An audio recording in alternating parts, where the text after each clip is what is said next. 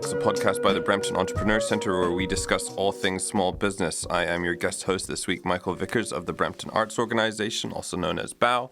We're here to resource, empower, lift up, support, showcase, and really build up the local arts and culture sector across Brampton, including some of the amazing talent that we have with us today, the creative entrepreneurs Saphera and Spitty. If you could just maybe introduce yourselves a little bit and speak about how you got your start in the field. Yeah, for sure. Appreciate that intro. My name's Spitty. I'm a rapper from here in Brampton. I've been in Brampton since I was a little kid, and I've been rapping since I was in high school, but I always loved rap.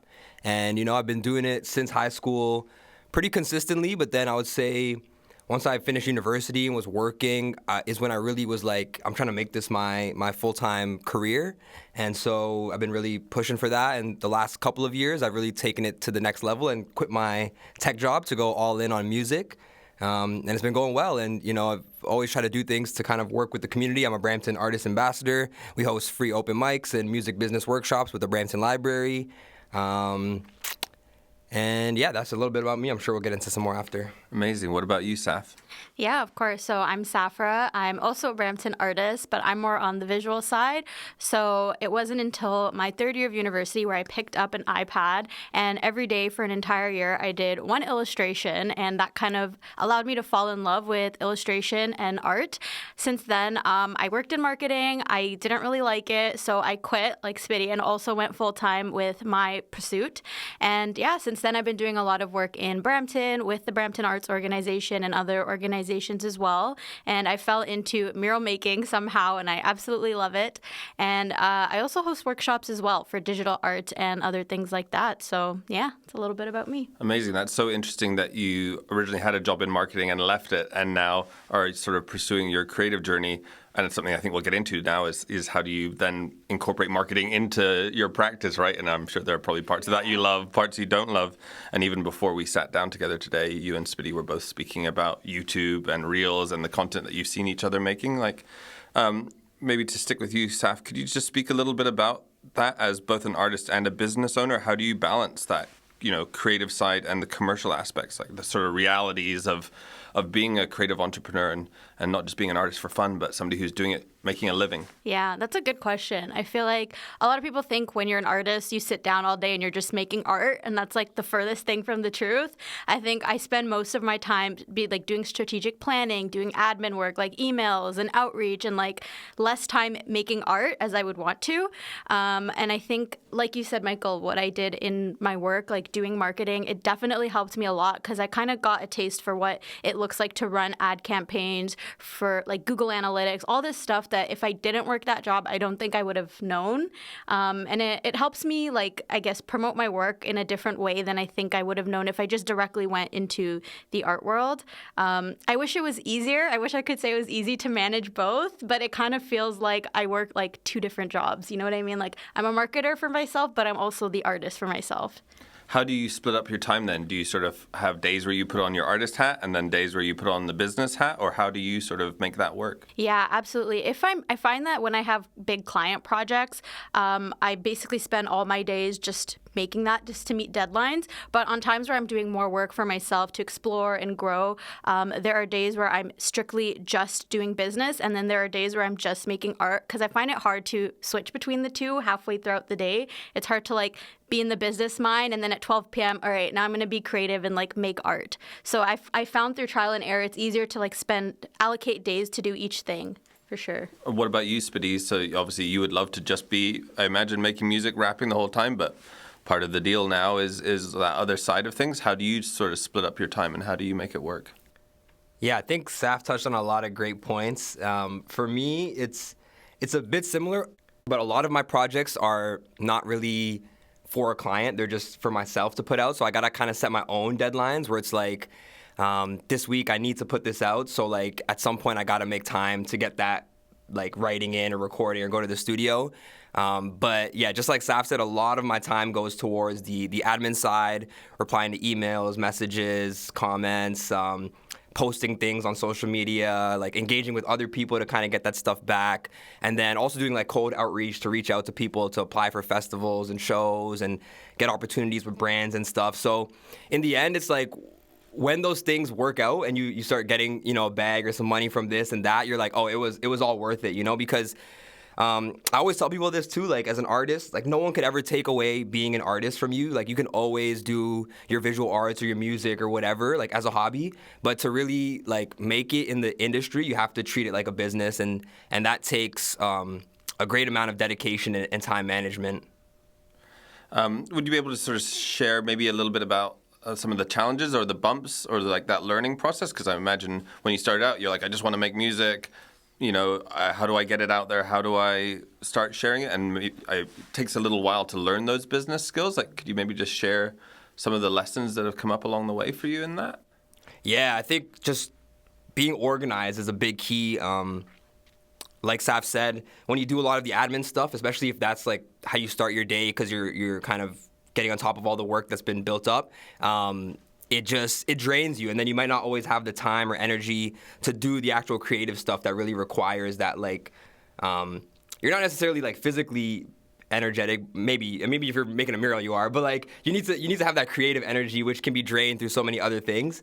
And so for me, having a to-do list and like a calendar was super key just to stay organized in my day-to-day. So every day, like the next day coming up, the night before, I always make sure like I know what I got to be here at 10 a.m. I got another meeting at 12 or 1. Like I have all those things that are like concrete set up to then fill in those gaps with the things that I'm just doing independently, whether that's editing a reel or writing music or replying to comments or all that kind of stuff that is just like my own work that can fill in those gaps. But it really takes a lot of just like trial and error too of doing it and seeing what's worthwhile, and also like what you're investing your time and energy into that's actually giving you the results you want. Like, especially with content, I've definitely made a lot of content and stuff that didn't really add anything or add value to what my true goals are. Like, it might have been fun to make or like kind of like a side quest or side thing, but it took away from what my real goals were. So lately I've been more focused on that. Like, as a music artist, what are my big goals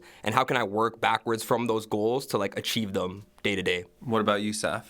I was actually nodding because I agree with that about like making content just to make content versus making content to actually achieve your goals. I found that last year I was pushing out a lot of content, but it wasn't necessarily things that were going to help me to go where I want to go. And so I had to really sit with myself and be like, what am I trying to achieve by making content? And like I figured out my two main like goals, and one of them was obviously to get clients and to reach like the people that I actually want to work with. So that would be videos like showing my skills and highlighting my projects and stuff like that. But another really big goal of mine is to help other artists who may not have necessarily the confidence or know that you can actually make money in the arts to like understand that, hey, this is actually a viable art career. So that's kind of like my other, I guess, audience segment, is to reaching other artists and entrepreneurs and giving them resources and like tips. So I started a series called like Artist Diaries, where I share like a bunch of things that I've learned in my business, like talking about things like imposter syndrome and how to get over it, different things like that. And I'm just kind of sharing my insights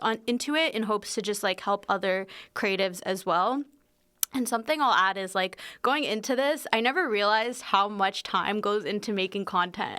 Like that's another thing. It feels like I have a third job, is like being a content creator, of like coming up with the ideas and editing the videos and filming the videos. Filming, I don't mind so much, but it's the editing that just like takes so much time, because you got to be creative. And like now I'm sure everyone knows on social media it's like quick, everything's snappy, so you have to make sure your edits are quick and snappy and like you're engaging your audience. So that's a whole nother thing I had to like hone into. But it is fun, but it just feels like another job, you know? Yeah, for sure. I mean, something you touched on there was just like speaking to different audiences. I'd be curious to hear from you both about your family. Like, are they supportive? For a lot of creative folks, right? You have parents that sort of say, you need to get a real job, or you need to go this path, or whatever it might be. And I think that's a real struggle for a lot of artists, for musicians, also for small business owners in general, right? That I think maybe their family thinks, oh, that's a neat idea. Are you still working on that thing? Kind of waiting for you to potentially give up and get a more boring job. Like, I don't know, could you both speak to that a little bit? How you navigate it, whether it's good or bad? Yeah, sure, I can go. I think, like, for me, especially because I'm like, my family's South Asian, so there's like another added element to that, like the pressure of like wanting to get a job. Like, they're immigrants, so for them, like, they have a different, I guess, outlook on what it looks like to come here and like get a job and be stable and make money. They look at things a little differently. So in the beginning, when I did quit my job, I was very terrified to tell them, because not only was I quitting my job, but I was moving home. Like, I was coming back to Brampton basically, because, you know, if I was going to do art, I wanted to save money and I didn't want to pay rent. So they were happy to have me home. They were a little nervous at first, like, are you sure, like, you can make money in this? We don't know. But I would say I'm pretty grateful and lucky that my parents were like, all right, take a year, figure it out, do what you want to do. If it doesn't work out, like, we know that you can get a job, you've done it, so you have that to fall back on. You have a degree, it's okay. So I'm pretty grateful, because I know not everybody, unfortunately, has that support.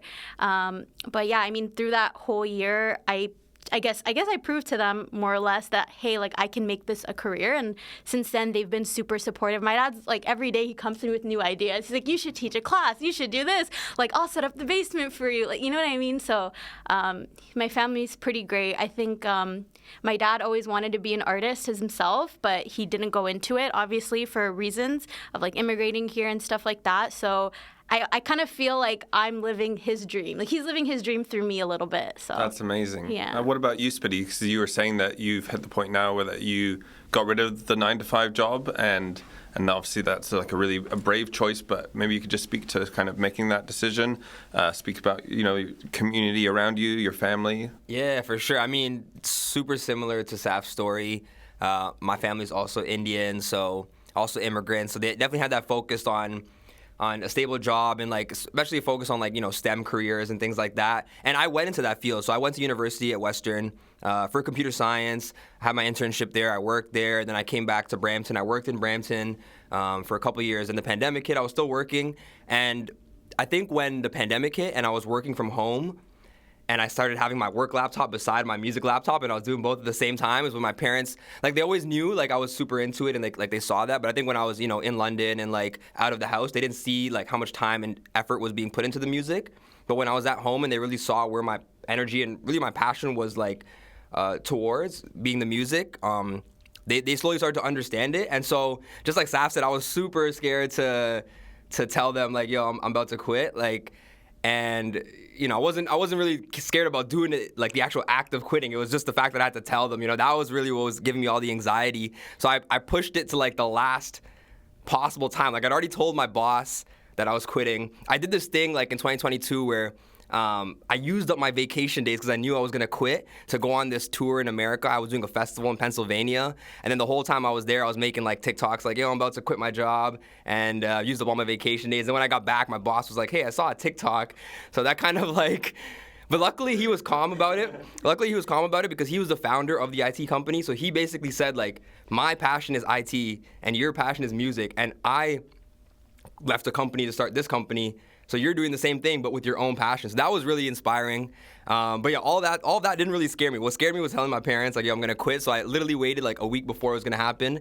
And then I did it. And then same to Saf. Like, I actually pitched the idea that I'm going to go for it for a year and see what happens. And then if it doesn't work out, we'll figure it out when it does. But my parents were like, you know, we see where your passions is lying and like where your focus and head is at. So if you got to try it, then like now's the time to try it. And honestly, like in that year, I don't think like I proved it. Like I wasn't making as much money as I needed to, and I still needed to reach higher heights. But after that year, like, they didn't really care, because they saw like the growth. They saw like the things I was achieving. I got to perform at Brampton Canada Day, open for Cardinal. I performed at Desi Fest and Dundas Square, like all sorts of like accolades. And that's another thing that Indian people really care about. Is they have this phrase that's like, what would other people say? But when other people are saying cool things about you, like, oh, your son's a rapper, like, that's so cool, it actually kind of flips the narrative and makes it like something to be proud of instead of something that's like stigmatized. So they just let me keep doing it. And I had savings built up through my work and through other investments and stuff. So this past year, I would say, is when things have really been going well. So I'm grateful that I gave myself that extra year, because if I quit after that first one and went back, like, would have been a horrible ending to a story. Yeah, I feel like so often that's the case, right, for parents, is they just want something that they can show their friends, to be like, no, look at this article in Rolling Stone where he's mentioned, or like, look at this article on CBC that's featuring Saphera, like, and then it legitimizes what you're doing, right? And I have 8 of those copies of the Brampton magazine that you guys have up there with my face on the cover. I got like 8 of those at home. For sure, we all know what that's like, and it also reminds yourself too, right? Yeah, exactly. I would be curious if you both spoke about like being organized and staying on top of things, and what apps are you guys using? Like, do you have any tools or tricks? You know, because I'm sure that's what a lot of people are thinking is like, that's great, but do you, use Wunderlist to keep a task list, or like what different things do you guys both use? Yeah, I guess I'm a bit old school. I actually have an agenda, like an actual planner, physical planner. For me, that's the best way to do it, because when I have too many like apps or websites, my brain just gets really overwhelmed. So the easiest way to me is every morning I'll sit down and I'll write my to-do list in my planner, and I'll go on and check it throughout the day. And it also gives me a nice overview of like what I want to do throughout the week. I guess though, in terms of tools, I do use Notion a lot for my organization in terms of like video planning and content calendar. Like I get this question a lot, is like, how do you plan your content? So in Notion, there's literally like a calendar function, and in that you can just like add a page. So I create like on the calendar, I write down content ideas. So I plan out my entire month of content, and you can open up that page and actually write notes of like, how do you want to film it? So I'll like literally go from start to finish. I'll script everything. I'll write down all my shots. So it makes it a bit easier for me. I think that's like my number one hack, is just using Notion. And I also have like a CRM of like all my clients that I'm pitching to, and I keep track of like, when was the last time I reached out to them? How did the conversation go? When should I reach out to them again? So I keep checking back with that. But I guess in terms of to-dos, it's literally just my agenda. Yeah, but still having like getting to that point now where you have a CRM where you're keeping track of things is really smart. What about you, Spitty? What do you use? Yeah, I've heard great things about Notion. I haven't jumped on that bandwagon yet, but I just use Todoist. It's a app for to-dos on your phone, and it kind of gamifies it, where it gives you like points and stuff, so it makes you feel good about getting the to-dos done. But other than that, I feel like most of the apps I use are just Google-based, like Google Calendar, your Gmail, your Google Drive, just keep everything organized, Google Docs and Sheets. And other than that, but to create the content, I use CapCut. CapCut is my best friend. Recently, they've made all the like good features paid, so you got to buy the pro version, which I had to commit to this summer. But it makes life really easy. Like if you're making reels, it does the captions automatically for you. For me, I make music, obviously, so it does the lyrics automatically for you, and it's really good AI. Like it's like 90% accurate, which is cool. So those are like some of the ones that came to my head off the top of my head. I wanted to add something, actually, because you said AI. I actually use ChatGPT a lot, and people are always like, as an artist, like, what do you think of ChatGPT? I love it because, like I said, when you have admin work, it does a lot of that for me. Of like, let's say like I want to talk to a client, like I'll write down all my ideas in like rough notes that make no sense, and I'll put it into ChatGPT and be like, hey, like this is the research I found. Can you come up with like a pitch for me that I can send to this email, and it will literally write my emails for me. So for that aspect, I absolutely love ChatGPT because it's like an employee in some ways for me to do my admin work. For sure, and I think that's how a lot of people use it, right? And obviously you're afraid of what you don't know, and I think there's still a lot of that with AI, right? It's like, where is this going? What's happening? A lot of people talk about AI and they say, well, I just want AI to help me do my laundry and to do these other tasks, not to make my art for me. But I think it's important to then remember that like artists also have to do laundry and write emails and all those things, and how can that be a tool to at least give you maybe a base draft to work from, right? Yeah. It's in the arts sector, visual arts, a lot of people are talking about it for grants. If you're somebody who's, again, new to the country, maybe English is a second language, grants can be super intimidating. Can something like ChatGPT help you get a base draft going for some of that writing that you can sort of build on? I mean, now that we're talking about AI, could you share a little bit, Spitty? Like, how do you feel about AI? How does that fit into what you're doing? Yeah, it's kind of crazy because I went to school for computer science and I studied AI in school. So and that was like years ago. And so seeing it like back and now it's relevant as me as a music artist is kind of like a funny full circle moment. But I think it's just a tool like any other tool, In music, for example, people really dogpiled on auto-tune when it first came out. But now we see like how artists creatively use it in different ways to make sounds and voices in music that like you couldn't make without auto-tune, for example. And I think the same applies to AI. There's ways of utilizing it that can create new art and new forms of expression So it doesn't have to necessarily take away from what's already there.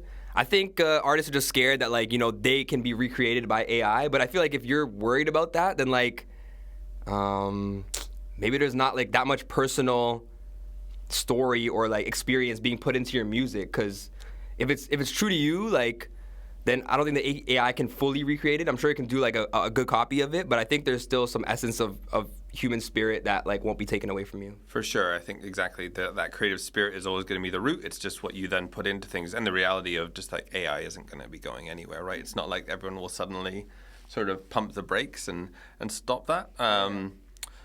I wonder, we spoke quickly just about Brampton, but maybe you could just share a little bit more about what it's like being part of the creative community in Brampton. I feels like we're in this moment now where things are, like, the snowball is rolling, and even for BAO's own events, right? 500 people in our first year in 2021. This year, 7,000 people are coming out to things, and we're seeing that across the board. So maybe if you could just both share a little bit about this sort of exciting moment that Brampton's in for arts and culture.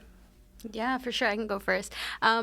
I love being here. Like, when I quit my job and moved back to Brampton, I didn't expect any of this. This is like 2021, 2022 that I moved back. So I think BAO was known as something else back then, and it was just getting started. I remember I did, like, the Pixel exhibition, not even really knowing what it was. Like, my friend just sent it to me. So it was all up in the air, and I feel, like, really proud to be part of the movement before it's become this huge thing, because it's only going to continue to grow. So it honestly gets me excited to talk about, because it's like this, like, new wave or this new movement that's starting, and we get to be, like, part of it from the beginning.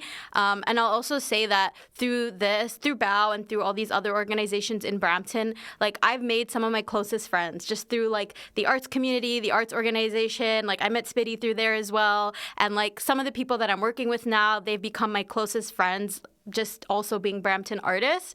And I guess, like, I never really realized how many artists from all of these different disciplines there were in Brampton until, like, coming back here in this, like, moment and, like, seeing everything happen, like, the past few years. So honestly, it's been really awesome. What about you, Spitty? Obviously, you're super involved in the community. You've been helping build things up too.